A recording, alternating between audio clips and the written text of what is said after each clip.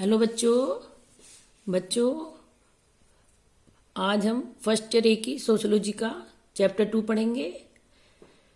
इसका नाम है समाजशास्त्र में प्रयुक्त शब्दावली, संकल्पनाएं एवं उनका उपयोग। इंग्लिश में इसे बोलेंगे term, concepts and their usages in sociology. इसमें सबसे पहले हम पढ़ेंगे इसका परिचय। परिचय में बच्चों पिछले अध्याय में हमने समाज तथा समाजशास्त्र के अर्थ एवं विशेषतावादी का परिचय प्राप्त किया था तथा समाजशास्त्र द्वारा मुख्य रूप से समाज एवं व्यक्ति के संबंधों तथा परस्पर क्रियाओं को समझने का प्रयास किया था। प्रस्तुत अध्याय में बच्चों हम यह जानने का प्रयास करेंगे कि व्यक्ति समाज में कैसे समूह का गठन करता है तथा सामाजिक नियंत्रण के अर्थ, महत्व तथा साधनों आदि का भी अध्ययन किया जाएगा। साथ ही व्यक्ति की समाज में क्या भूमिका एवं परिस्थिति है, इसे भी हम जानने का प्रयास करेंगे।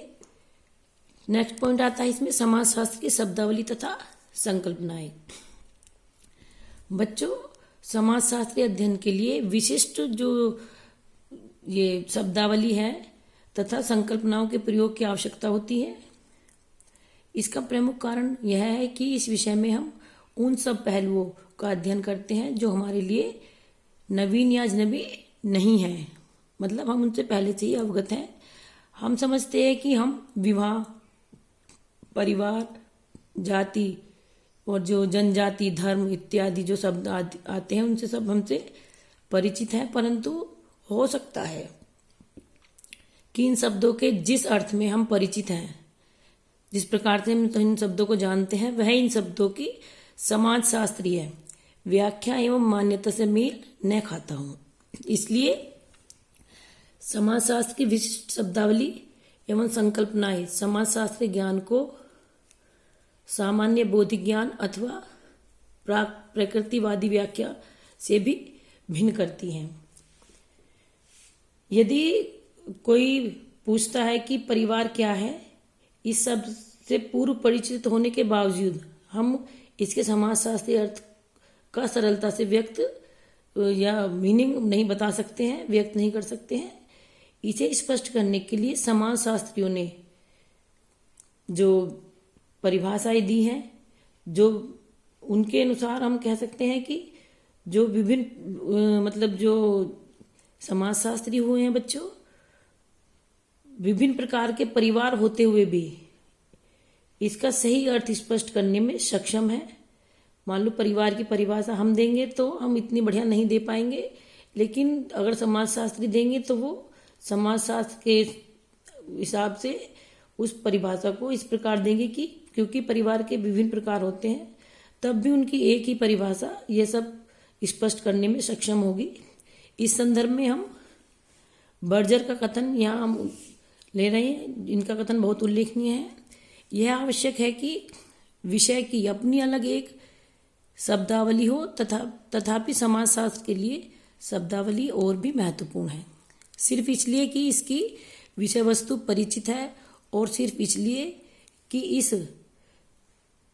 इसे दर्शाने के लिए शब्द मौजूद है। हम अपने आसपास की सामाजिक संस्थाओं से इतनी अच्छी तरह परिचित है कि हम उन्हें स्पष्ट और बारीकी से देख नहीं सकते। बच्चों, इसी के साथ संकल्पनाएं बताऊंगी मैं आपको। सामाजिक संकल्पनाएं जो हैं समय के साथ साथ विकसित हुई हैं। उदाहरण के लिए समाजशास्त्रियों ने जो है प्राचीन समाजों तथा आधुनिक समाजों में होने वाली सामाजिक अंतःक्रियाओं को देखकर प्राथमिक समूह तथा द्वितीयक समूह की संकल्पनाएं निर्धारित की है। इसी संदर्भ में समूह तथा समुदाय या संघ की संकल्पनाओं को भी अलग अलग रूप में प्रस्तुत किया गया है। बच्चों, प्रस्तुत अध्याय में जो है हम मुख्य रूप से कुछ पॉइंट जो मुख्य रूप से क्या करेंगे, हम जो मेन पॉइंट है इस चैप्टर के उनका अध्ययन करेंगे, जो मैं आपको बता रही हूँ आगे। जैसे कि सबसे पहले आता है सामाजिक समूह तथा समूह के प्रकार। फिर आता है समूह सामाजिक स्तरीकरण, जाति, वर्ग, परिस्थिति और भूमिका तथा सामाजिक नियंत्रण, इन सब का समुचित अध्ययन एवं स्पष्टीकरण करेंगे हम इस चैप्टर में। सबसे पहले आता है सामाजिक समूह, यानी जो समूह है इसका जो देखते हैं हम कि किस प्रकार सामाजिक समूह का जन्म हुआ होगा।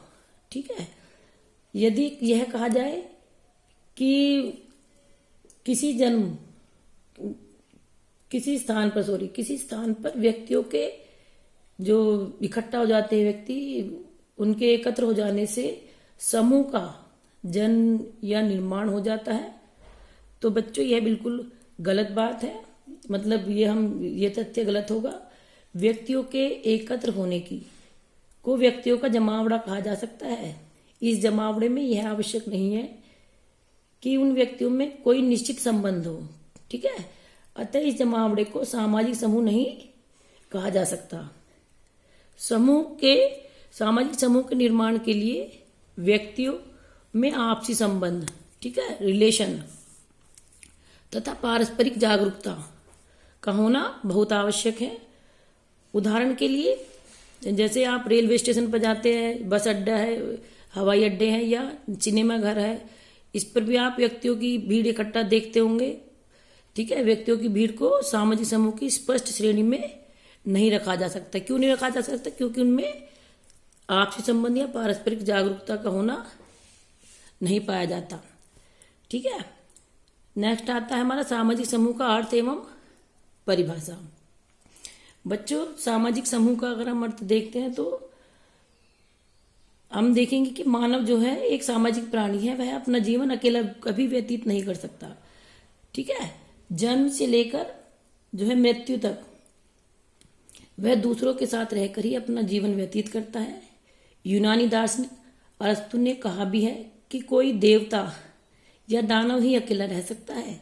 हम में से प्रत्येक व्यक्ति परिवार, पड़ोस, नगर आदि का सदस्य होता है। प्रत्येक व्यक्ति में सामूहिकता की जो है मूल प्रवृत्ति पाई जाती है।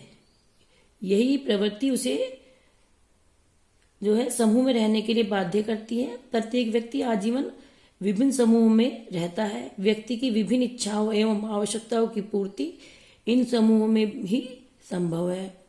सामाजिक समूह का अर्थ हम इस प्रकार भी स्पष्ट कर सकते हैं कि जो है सामाजिक समूह का तात्पर्य व्यक्तियों के किसी भी ऐसे संगठन से है जो कुछ विशेष उद्देश्यों की पूर्ति के लिए एक दूसरे से रिलेटेड यानी संबंध स्थापित, रिलेशन जो है संबंध स्थापित करते हैं तथा एक दूसरे के व्यवहारों को प्रभावित करते हैं। ठीक है, यहां हम क्यूबर के अनुसार दी गई परिभाषा लेते हैं। समूह निश्चित संख्या में मनुष्य के पारस्परिक संबंधों को कहते हैं। ठीक है, क्यूबर ने कहा है कि जो मनुष्य में पारस्परिक संबंध होते हैं उसे ही समूह कहा जा सकता है। और नेक्स्ट पॉइंट आता है बच्चों हमारा सामाजिक समूह के तत्व या विशेषताएं। ये भी बहुत ही मोस्ट इंपोर्टेंट है। विशेषताएं और जो तत्व है समूह के हमें पता होनी चाहिए। इसमें सबसे पहले आता है सामाजिक समूह की मौलिक विशेषता जो है यह है कि इसमें सदस्यों की संख्या 2 या 2 से अधिक होनी चाहिए। अकेला व्यक्ति कभी भी समूह का निर्माण नहीं कर सकता। दूसरा आता है इसमें समूह के सदस्य जो है कुछ सामान्य मूल्यों को मानते हुए अपनी आवश्यकताओं को पूरा करते हैं तथा समूह के सदस्यों का एक सामान्य उद्देश्य होता है। एक सामान्य उद्देश्य के कारण वे एकता के सूत्र में बंधे रहते हैं। नेक्स्ट आता है इसमें समूह का एक अपना ढांचा, स्ट्रक्चर होता है।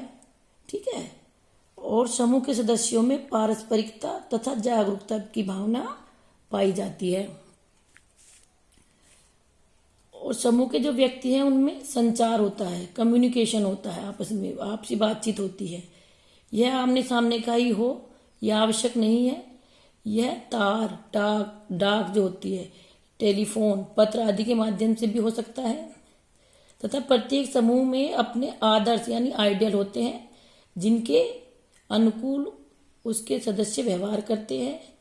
प्रत्येक समूह में व्यक्तियों की अलग अलग भूमिकाएं होती हैं बच्चों।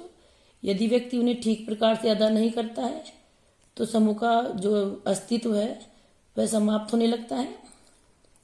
साथ ही समूह के सदस्यों में समूह के प्रतीकों, चिन्हों के प्रति मानसिक चेतना पाई जाती है।